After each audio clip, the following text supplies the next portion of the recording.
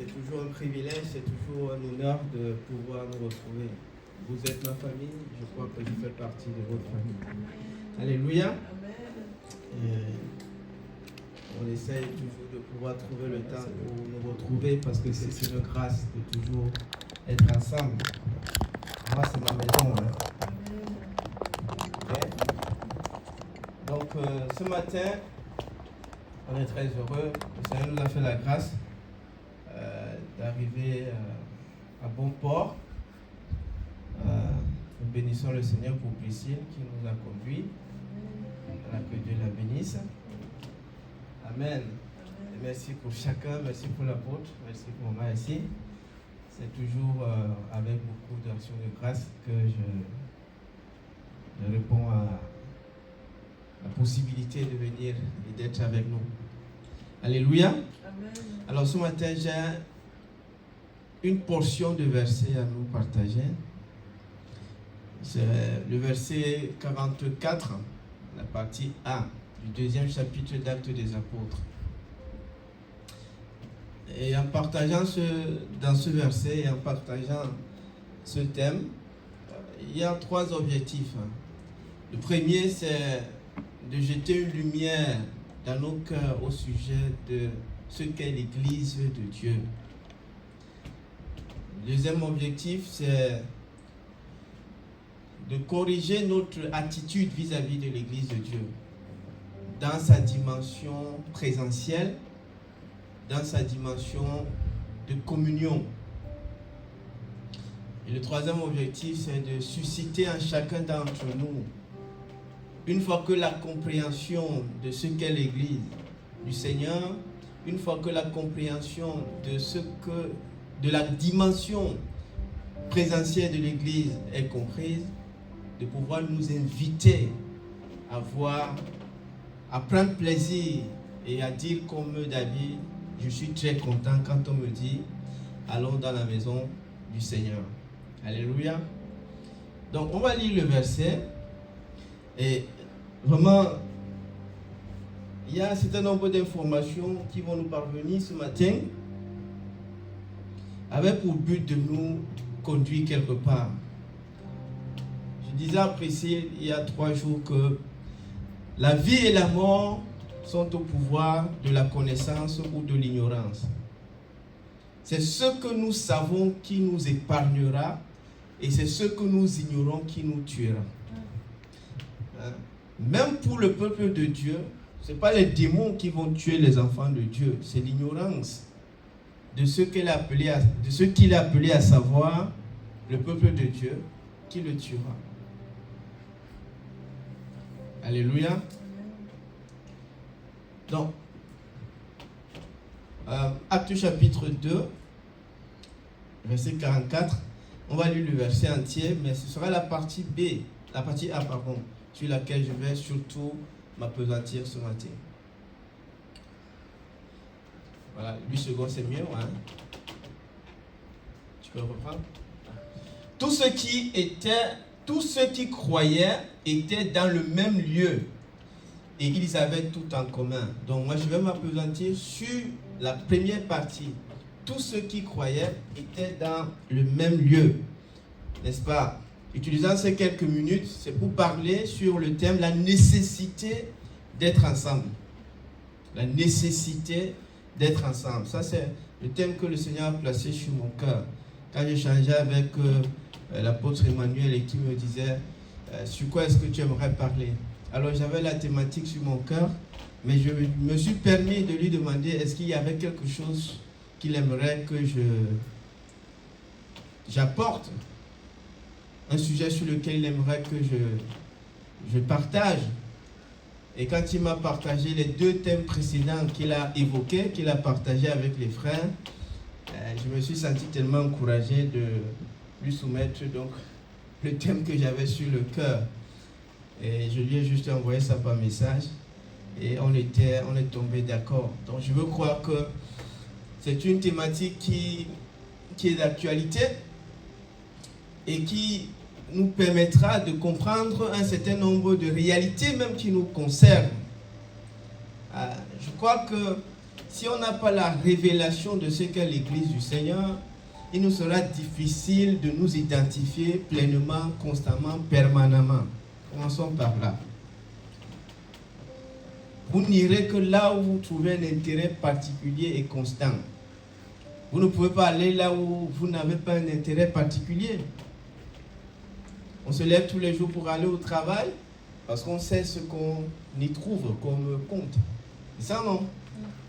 Et si on n'a pas cette compréhension de la place de l'Église dans notre vie, il nous sera très difficile d'embrasser la réalité présentielle de l'Église.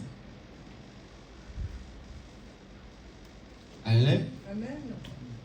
Donc, on va vraiment essayer d'énoncer un certain nombre de choses et de principes liés à cette réalité qu'on appelle l'Église. Je crois que vos souvenirs sont très intacts. Quand vous lisez la parole de Dieu, le Seigneur Jésus dit qu'il va bâtir son Église contre laquelle les séjours des morts ne prévaudront point. Alors on peut bien se poser une question, mais pourquoi il ne dit pas que je bâtirai l'association telle, je bâtirai la famille telle, mais c'est l'Église qui va bâtir et contre laquelle les portes des séjours de mort ne prévaudront point. Ça veut dire que Jésus élève l'Église à un certain niveau. Ça veut dire que Jésus donne une certaine valeur à l'Église que nous ne voyons pas, avouons-le. Notre attitude vis-à-vis de l'Église est révélatrice de ce qu'il y a quelque chose qui manque dans notre compréhension de ce qu'est l'Église du Seigneur. Notre nonchalance, notre intermittence, notre manque d'engagement, parce qu'il y a quelque chose qui manque dans notre compréhension de ce qu'est l'Église du Seigneur. Et comme je disais, je vais partager un certain nombre de principes. Et commençons déjà par là. L'humain est un être de besoin. L'humain, l'être humain, quel qu'il soit, d'où qu'il vienne, c'est un être de besoin. Chacun de nous est une somme de besoins à pouvoir. Nous recherchons la paix parce que nous ne l'avons pas. Nous recherchons la joie parce que nous ne l'avons pas.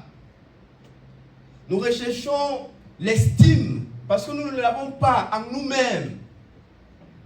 L'humain ne fabrique pas ce qui concourt à son propre bonheur. Parce que l'être humain est un être dérivé. Contrairement à Dieu qui est autosuffisant.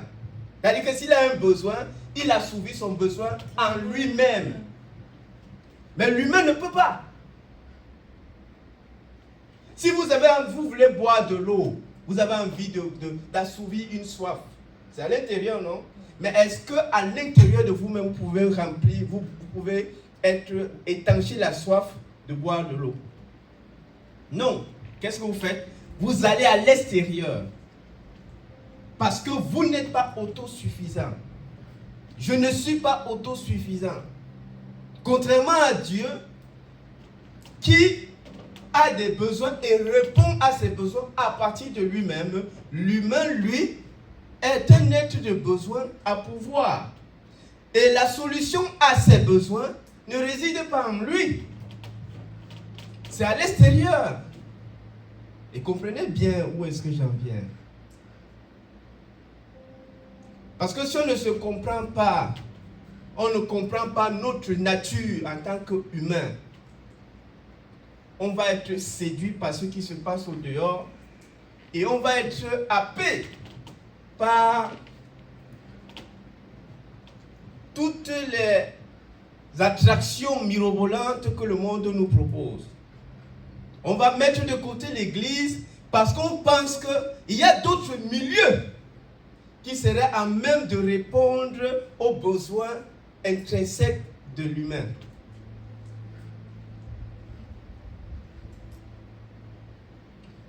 Tous ceux qui croyaient étaient dans le même lieu.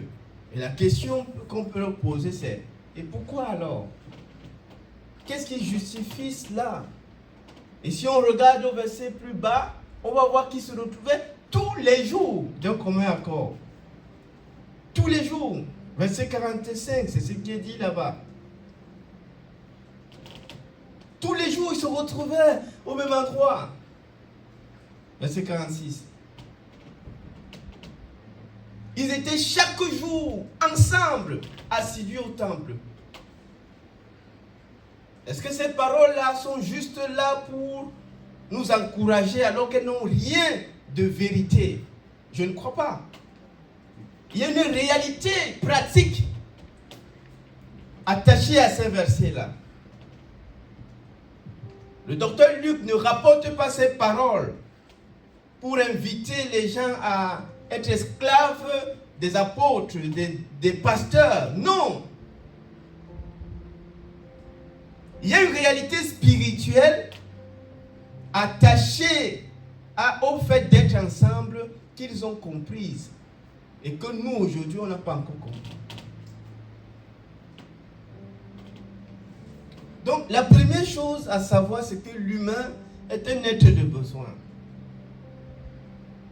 Et je crois que je vous ai déjà fait la liste ici. Il y a au moins 15 compartiments qui font la vie de l'humain. Et dans ces 15 dimensions, l'humain est un être de besoin. Mais la question est, où est-ce qu'il va trouver la solution? Qu'est-ce qui explique que les uns et les autres vont de lieu en lieu? C'est parce qu'ils ont des besoins qu'ils veulent assouvir, qu'ils veulent satisfaire. Oui ou non? Hein? Qu'est-ce qui explique que les gens vont de lieu à lieu à un lieu? On s'identifie à tel groupe. On s'identifie à une manière d'être de tel groupe. On s'identifie à une manière de faire de tel groupe. On veut s'habiller comme tel groupe. On veut être comme tel groupe. Qu'est-ce qui explique cela? Mais c'est le besoin intérieur du cœur. Et c'est à cela que je vais vous montrer quelque part la place de l'Église. Et surtout nous les jeunes.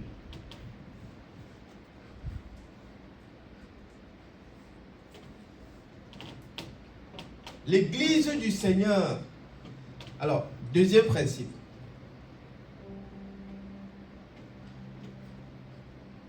L'être humain est un être social.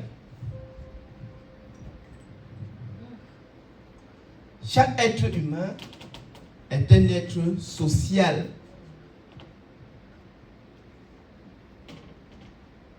Il n'existe pas d'être humain autosuffisant et complet. Ça n'existe pas. Il n'y a pas d'azéité humaine. Ça n'existe nulle part. L'être humain est un être en relation. C'est la nature de l'humain d'être en relation avec les entités extérieures. Aucun être humain ne peut tenir sans la relation avec l'extérieur. Ça n'existe pas. Même pour notre corps physique, pour le maintenir en vie, on a besoin de nourriture. Jeune comme tu veux, aussi longtemps que tu es sur la terre, la nourriture, tu reviendras vers elle. Prie comme tu veux, aussi longtemps que tu as encore un corps physique sur la terre, tu vas chercher à boire de l'eau. Tu vas chercher à manger la nourriture. Maman Yassi et papa Datier savent, je viens d'un ministère où le jeûne, ça fait partie des marques de distinction. Notre fondateur, quand il devait partir, le dernier jeûne qu'il a fait, c'était 71 jours. C'est au 71e jour. Aussi longtemps que ton corps reste physique, là, la nourriture t'attend. Jeûne, c'est bien. Mais le jeûne ne résout pas le problème du corps aussi longtemps que tu es sur la terre. Je veux tout simplement dire que l'être humain est un être social, un être en relation avec des entités. Si on est sur la terre, on peut jeûner, on jeûne, je jeûne, vous le savez.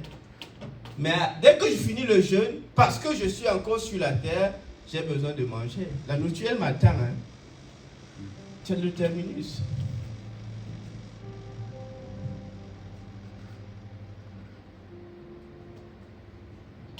Pour les besoins de l'âme, on a besoin d'être en relation pour que ces besoins soient assouvis. David pouvait dire, mon âme bénit l'Éternel, car c'est lui qui te guérit. David avait identifié l'entité qui répond et qui résout ses problèmes.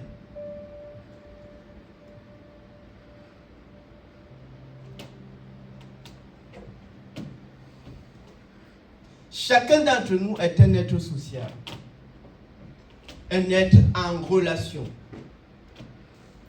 En relation avec les objets, en relation avec les individus partageant la même nature qu'eux, en relation avec les divinités, ou en relation avec le seul et vrai Dieu. Troisième principe. Il existe plusieurs entités en présence desquelles nos besoins peuvent être assouvis. Vous voyez bien où j'en viens ou pas? Il existe plusieurs entités. Comme j'ai dit tout à l'heure, il existe la nourriture pour nos besoins de corps physique. Il existe l'amitié pour nos besoins émotionnels, par exemple. Il existe l'amour pour nos besoins affectifs, par exemple. Il existe les animaux. Aujourd'hui, vous allez comprendre dans quel sens. En Afrique, est-ce qu'on connaissait l'histoire des animaux de compagnie? Moi, je ne connaissais pas. Peut-être vous. Vous connaissiez? Bon, les gens gardaient les chiens. On a des chiens, non? Mais ils sont loin là-bas. Loin là-bas. Je n'ai jamais vu, même dans les quartiers riches, où les chiens pouvaient dormir avec les êtres humains. Mais il faut comprendre ces gens-là. Si on identifie la mauvaise entité avec laquelle on doit être en relation, on va abuser non seulement de cette entité-là, mais on va abuser aussi de nous-mêmes. C'est ça la bestialité. C'est qu'on a un besoin, mais on identifie la mauvaise entité. Résultat des courses, on abuse de cette entité et on s'abuse de nous-mêmes. C'est aussi ça l'homosexualité. Mais disons-le, on a des besoins, on identifie la mauvaise entité, on abuse d'elle, on abuse de nous-mêmes. C'est ça le lesbianisme. C'est qu'on a des besoins, mais on identifie la mauvaise entité, on abuse d'elle et on s'abuse de nous-mêmes.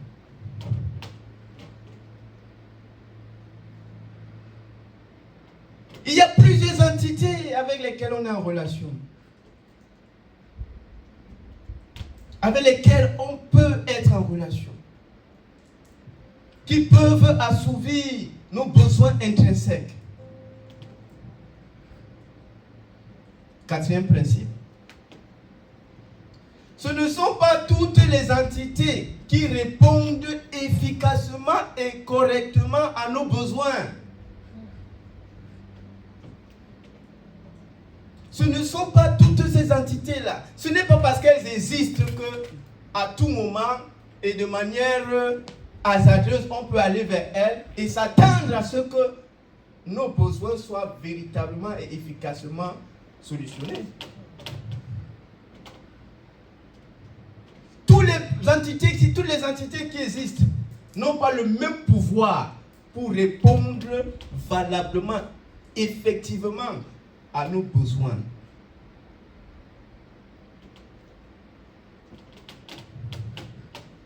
Vous voyez un jeune, par exemple, qui veut s'affirmer. C'est un besoin.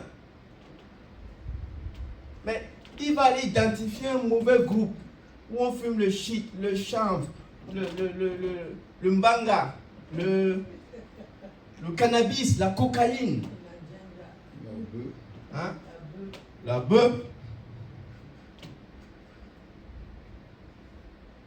Est-ce que ce groupe auquel il s'est identifié va l'aider à assouvir ce besoin-là?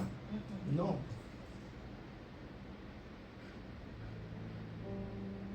On le comprend, mais pour autant, il y a une vérité qu'il faut accepter. C'est que ce groupe-là ne produira pas ce dont il a besoin. Et c'est là où il faut comprendre donc la place de l'Église. C'est qui est un principe. L'Église est l'entité pourvue par Dieu pour répondre à tous les besoins de l'humain de manière efficace, efficiente, adéquate, appropriée. Je pensais que vous alliez applaudir. J'aimerais reprendre ça. L'Église de Dieu, c'est l'entité pourvue par le Seigneur. Lui qui connaît nos besoins. Lui qui a implanté même ses besoins en nous parce qu'il est notre créateur. Il dit pour assouvir vos besoins. Je vous ai donné certaine indépendance et vous l'avez gâché. C'est ça Adam. Il dit maintenant je vous donne l'Église. L'Église est l'entité que Dieu lui-même a donnée à l'humain pour répondre efficacement à ses besoins. Vous voulez vous affirmer? Venez à l'église. Alléluia. Vous voulez être confiant? Venez à l'église. Vous voulez avoir une certaine assurance? Venez à l'église. Ça c'est Dieu qui vous dit, c'est pas Richard. Il dit, tu veux t'affirmer? Viens à l'église. Tu veux avoir une certaine estime de toi? L'église t'est ouverte. Viens.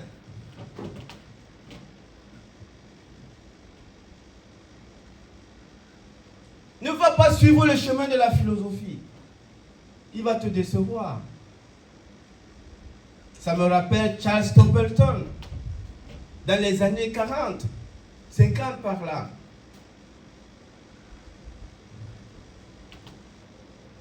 Dieu lui avait donné une capacité de comprendre et de pouvoir prêcher l'évangile. Il est congénère de Billy Graham. Mais il a pris le chemin de la philosophie, pensant qu'il allait assouvir ses soifs intérieures. Au soir de sa vie, regrettant amèrement ce chemin qu'il avait pris, il va dire, qu'est-ce que je me suis fait? J'ai mis de côté l'église et voilà ce qu'il en est devenu de ma vie. Le groupe le plus puissant sur la terre, c'est l'église. L'entité la plus sûre qui vous apportera le bonheur parfait, c'est l'église.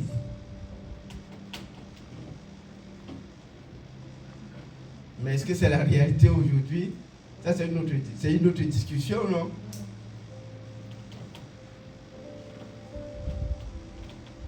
Dieu a donné l'église pour rencontrer nos besoins. Et il y a deux dimensions quand je parle de l'église. Il y a deux dimensions. Il y a une dimension de relation personnelle du disciple avec le Seigneur. Et il y a une dimension du rassemblement des frères dans un endroit précis au nom du Seigneur. Je reprends.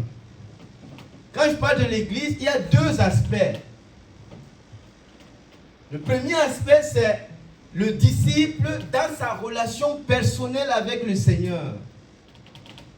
Et le deuxième aspect, c'est l'ensemble des frères qui se retrouvent dans un endroit au nom du Seigneur.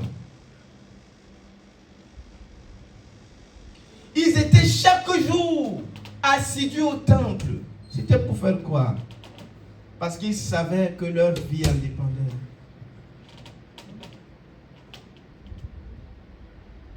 Alléluia. Amen. Est-ce qu'on est ensemble? Oui. Tu comprends, mon frère? Amen.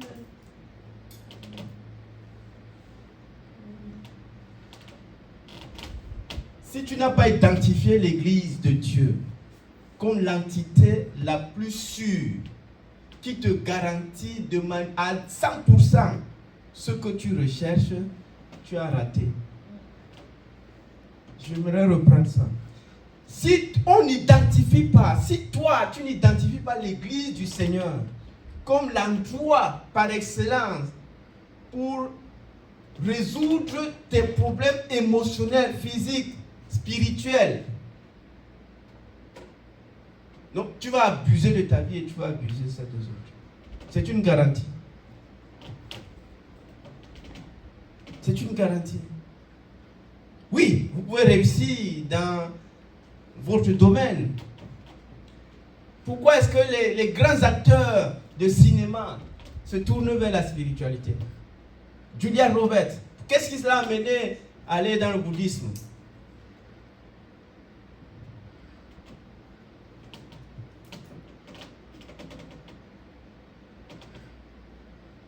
Si on ne comprend pas ces choses, on va être là comme ça, instable dans la maison de Dieu et inutile même à nous-mêmes.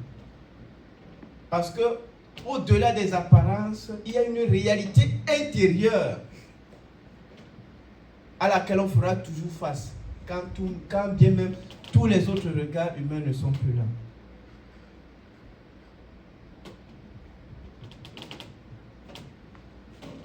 Alléluia. L'église est importante parce que c'est là où Dieu te rencontre. L'église est importante parce que c'est là où Dieu pourvoit tes besoins. Je l'ai dit tout à l'heure, il y a deux aspects de l'église.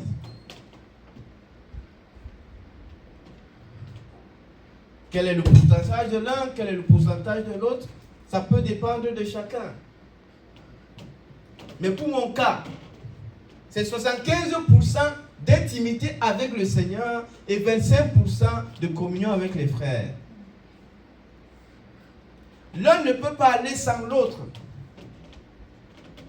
Ne dites pas que votre relation avec Dieu, ça vous suffit. Non, ça ne vous suffit pas. La présence des frères est importante. Amen. Se retrouver avec les autres est nécessaire.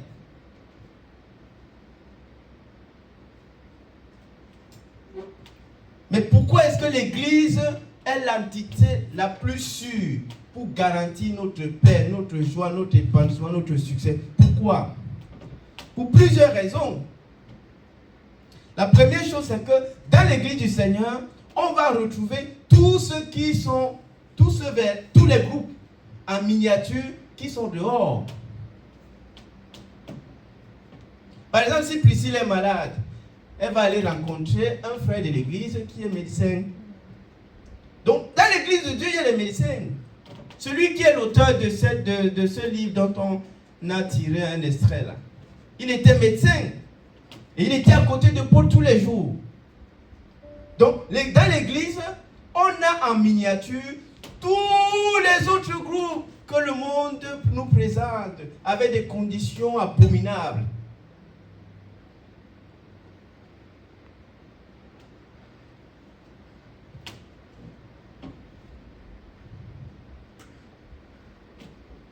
L'église est l'entité où Dieu a libéré des ressources pour notre épanouissement. Lisons un peu le psaume 133. Je ne sais pas si j'ai cité.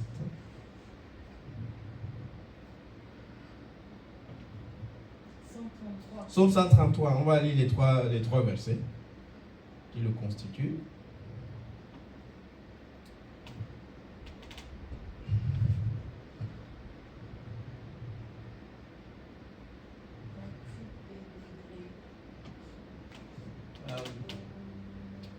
Voici, oh, qu'il est agréable, qu'il est doux pour les frères de demeurer ensemble. Verset 2. C'est comme l'huile précieuse qui, répandue sur la tête, descend sur la barbe d'Aaron et qui descend sur le bord de ses vêtements. C'est comme la rosée de l'Hermon qui descend sur les montagnes de Sion. Car c'est là que l'Éternel envoie la bénédiction, la vie et l'éternité. Donc l'église est importante parce que tu ne cherches pas la bénédiction parmi nous ici. Tout le monde la veut, n'est-ce pas?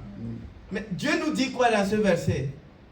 Le moyen pour avoir la bénédiction, c'est de demeurer ensemble. C'est l'église.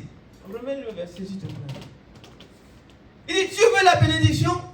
L'église. Tu veux la vie? L'église. En d'autres termes, si tu identifies une entité en dehors de l'église, qu'est-ce que tu vas rencontrer? Le contraire de la vie, c'est quoi? C'est pas avec conviction, non? C'est moi qui ai écrit ça. Il dit, c'est là où Dieu envoie la vie. Donc si tu identifies un autre endroit, un autre groupe, en dehors de l'église, sache que ce que tu vas y trouver, c'est quoi? La mort. Tu vas mourir. Tu veux la bénédiction? L'église est le chemin. L'église, c'est l'endroit. Il dit que si tu identifies un autre objet en dehors de l'église, ce que tu vas y trouver, c'est la malédiction. C'est-à-dire la frustration, la désespérance, la tristesse, l'anxiété, la dépression. Il y a des gens qui gagnent bien leur vie, mais ils sont déprimés tous les jours. Ils ont de l'argent, mais ils n'ont pas la paix. Quel est l'avantage des biens matériels s'il n'y a pas une paix intérieure? C'est quoi l'avantage?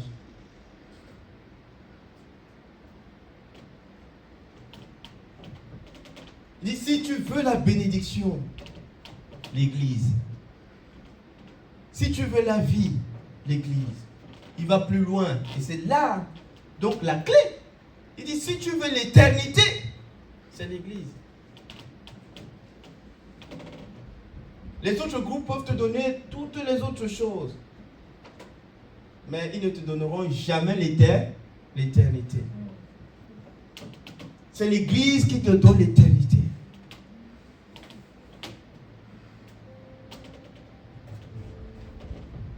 Est-ce qu'on est toujours ensemble?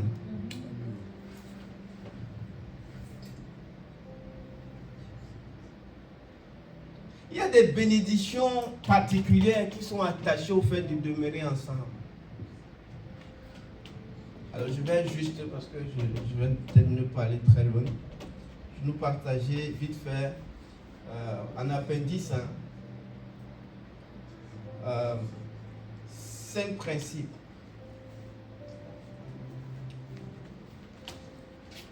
Le fait de demeurer ensemble, alors j'ai été un peu poétique, c'est que le côtoiement produit le déploiement. Vous voulez vous déployer dans la vie, c'est-à-dire avoir un sens dans vos actions dans la vie. L'église est l'endroit.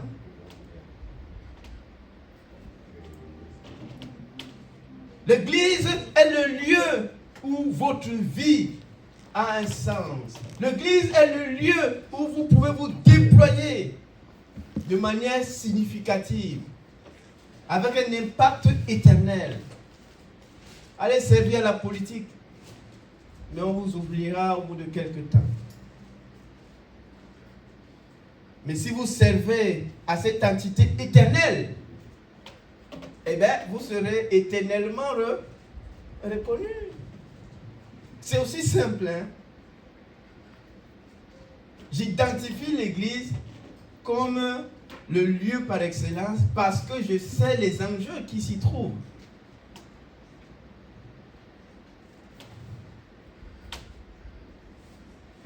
L'église est aux disciples ce que la loi est à une nation. l'Église est aux disciples ce que la loi est aux nations.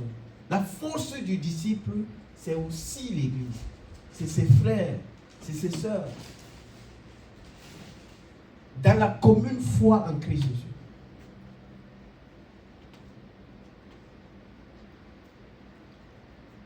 En dehors de l'Église, en tant que disciple, vous n'avez pas de force. Vous n'en avez pas. Quand, même Élie, quand il a appris que Jézabel a tué tous les autres prophètes, il était malheureux. Il avait peur.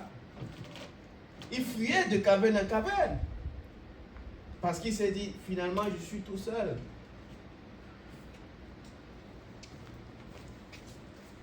Vous voulez vous sentir fort?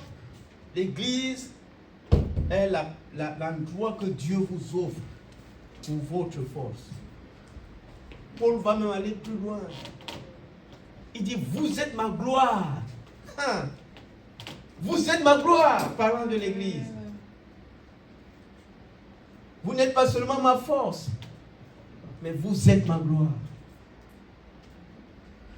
Parce que quand on se rassemble, on peut mieux se déployer. Deuxième principe, c'est que la présence engendre la confiance. Tout seul, il y a des choses que vous n'êtes pas souvent portés à faire. Mais ensemble, vous irez loin. On ira loin. Ne fais pas tout seul. Tu vas être découragé. Viens, rencontre, identifie-toi à quelqu'un pour poursuivre un objectif commun. Et on aura la confiance nécessaire pour y aller.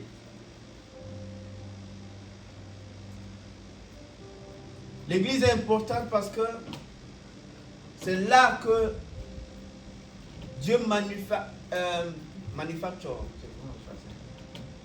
Dieu manufacture. Dieu fabrique la ressemblance à Christ. Dieu utilise l'église pour nous permettre de ressembler à Christ. Amen. Vous voulez ressembler à Christ? L'église. Tu ne peux pas ressembler à Christ dehors, c'est pas possible. Là-bas, tu bagarres, tu luttes. Je suis allé dans une maison, mais l'atmosphère était tellement chargée. J'avais l'impression que j'étais au milieu des démons. À l'extérieur, vous allez pour combattre. Mais qu'est-ce qui vous donne les armes? C'est l'église. Vous avez besoin des armes pour combattre là dehors. Où est-ce que vous allez les prendre? En dehors de l'église. Il n'y en a pas. Même pour vous affirmer, l'église vous donne de quoi vous affirmer là-bas dehors.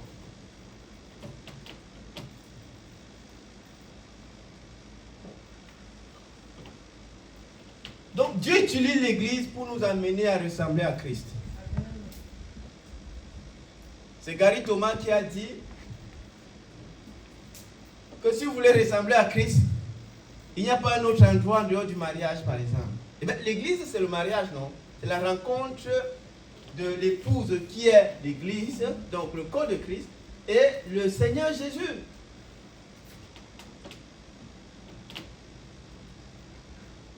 C'est là dehors où on fait il y a des abominations que vous allez ressembler à Christ? Non. C'est l'église qui est la plateforme de Dieu pour nous permettre de ressembler à Christ. Dernier principe, puis on va se prier.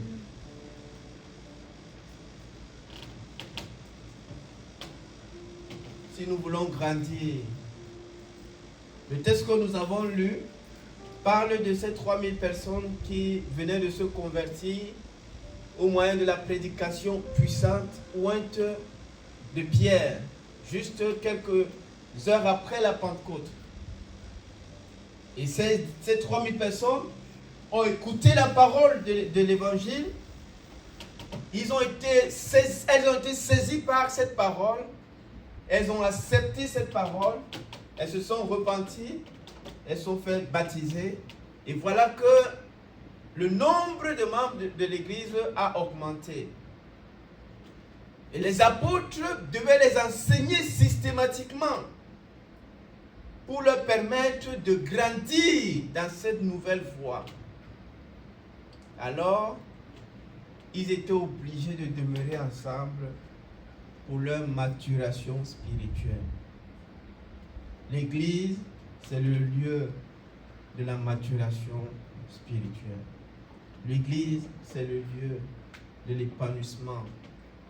L'Église, c'est le lieu où Dieu nous communique sa force, où Dieu nous communique sa vitalité. Identifier un autre endroit en dehors de l'Église, c'est identifier un endroit très fragile pour notre Père.